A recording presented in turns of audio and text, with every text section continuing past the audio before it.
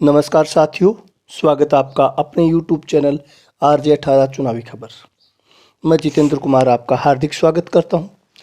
राजस्थान में दूसरे चरण में होने वाले 13 लोकसभा सीटों के चुनावी ओपिनियन पोल के बारे में आज हम अपने इस वीडियो में चर्चा करेंगे। इन 13 लोकसभा सीटों पर कौन सी पार्टी चुनाव जीत रही है, ये चर्चा हम करेंगे। अगर आपने अभी तक RJ18 चुनावी खबर को सब्सक्राइब नहीं किया तो चैनल को सब्सक्राइब करें, लाइक करें, कमेंट करके आप अपनी राय जरूर दें कि आपके लोकसभा क्षेत्र में कौन सा प्रत्याशी है वो चुनाव जीत रहा है। राजस्थान में 13 लोकसभा सीटों पर चुनाव है वो दूसरे चरण में हो रहे हैं, जिनमें जालोर, जोधपुर, उदयपुर, टोंक सवाई माधोपुर, चित्तौड़गढ़, पाली, झालावाड़, कोटा बूंदी, बाड़मेर, बांसवाड़ा, अजमेर, भीलवाड़ा, राजसमंद सीट।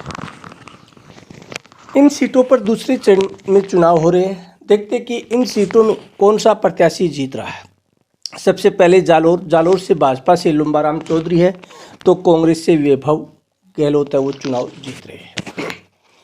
इस प्रकार पहले ओपिनियन में कांग्रेस पार्टी को एक सीट मिल रही है जालोर से। यहाँ से लुम्बाराम चौधरी है वो भाजपा से चुनाव हार रहे हैं। वैभव गहलोत का यहाँ पर मजबूती से माना जा रहा है। दूसरी सीट है जोधपुर से गजेंद्र सिंह शेखावत के सामने करण सिंह उचियाड़ा है वो कांग्रेस प्रत्याशी है, गजेंद्र सिंह भाजपा प्रत्याशी है। यहाँ से माना जा रहा है करण सिंह उचियाड़ा है वो मजबूत स्थिति में वो यहाँ से चुनाव जीत रहे हैं। इस प्रकार से पहली दो सीटों पर कांग्रेस है वो बढ़त बनाए हुए है। उसके बाद में उदयपुर से भाजपा से बन्नाराम रावत है, तो कांग्रेस से ताराचंद मीणा है। यहाँ से बन्नाराम रावत है वो चुनाव जीत रहे हैं। इस प्रकार 3 सीटों में एक सीट भाजपा के खाते में, 2 सीट है वो कांग्रेस के खाते में जा रही है। उसके बाद में टोंक सवाई माधोपुर से वर्तमान सांसद सुखवीर सिंह जौनपुरिया है, बीजेपी से चुनाव लड़ रहे हैं। उनके सामने हरीश मीणा है, पूर्व सांसद, वो यहाँ से चुनाव लड़ रहे हैं। यहाँ से सुखवीर सिंह जौनपुरिया एक बार फिर से चुनाव जीतते हुए नजर आ रहे हैं।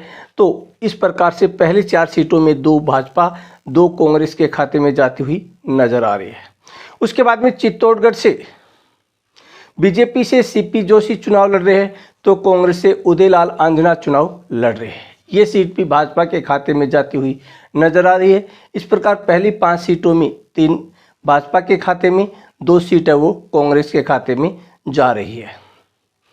उसके बाद में पाली से वर्तमान सांसद पीपी चौधरी बीजेपी से चुनाव लड़ रहे हैं, तो उनके सामने नया चेहरा संगीता बेनीवाल है वो कांग्रेस से चुनाव लड़ रही है।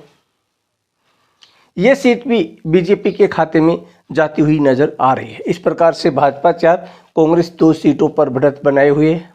उसके बाद में अगली सीट है झालावाड़ 12, जो बीजेपी की परमानेंट सीट है। यहाँ से दुष्यंत सिंह भाजपा से चुनाव लड़ रहे हैं, तो उर्मिला जैन भाया है वो कांग्रेस से चुनाव लड़ रही है। यहाँ से दुष्यंत सिंह की जीत है वो सुनिश्चित मानी जा रही है। इस प्रकार से 5 सीटें भाजपा के खाते में, 2 सीटें कांग्रेस के खाते में। उसके बाद में कोटा बूंदी से ओम बिरला बीजेपी से, प्रहलाद गुंजल है वो कांग्रेस से चुनाव लड़ रहे हैं। ओम बिरला यहाँ से मजबूत माने जा रहे हैं, लेकिन कड़ी टक्कर होने की संभावना है। यहाँ से भाजपा ये सीट निकालने में कामयाब हो सकती है। उसके बाद में अजमेर लोकसभा सीट से बागीर चौधरी बीजेपी से, रामचंद्र चौधरी कांग्रेस से। बागीर चौधरी एक बार फिर से चुनाव जीत रहे हैं यहाँ से। इस प्रकार भाजपा 7, कांग्रेस 2 सीटों पर सिमट रही है। उसके बाद में अगली लोकसभा सीट है, उसके बारे में हम चर्चा करेंगे।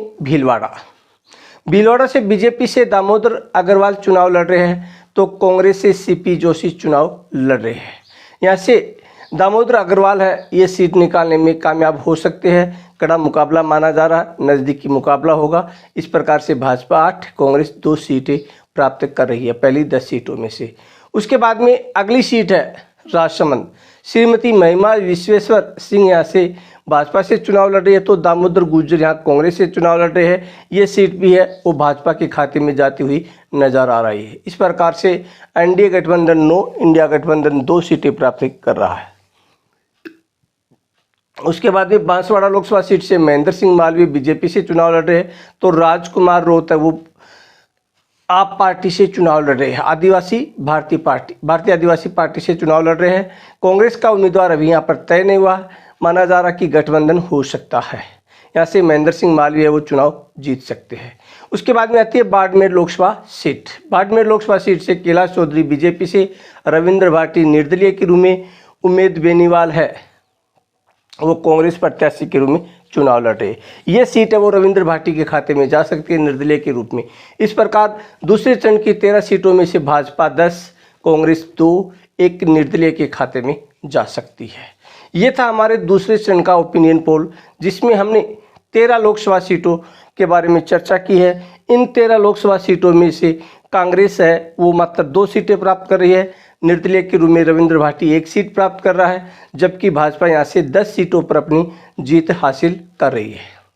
अगर आपने अभी तक हमारे चैनल RJ 18 चुनावी खबर को सब्सक्राइब नहीं किया है तो चैनल को सब्सक्राइब करिए, वीडियो को ज़्यादा से ज़्यादा शेयर करिए, लाइक करिए तथा कमेंट करके आप ये ज़रूर बताइए कि आपके लोकसभा क्षेत्र से कौन सी पार्टी मजबूत है, कौन सा प्रत्याशी यहाँ से चुनाव लड़ सकता है, किस प्रत्याशी को अच्छी खासी बढ़त यहाँ से प्राप्त होती नजर आ रही है, जिसका इस क्षेत्र में प्रभाव चल रहा है। इसी के साथ जय हिंद, जय भारत।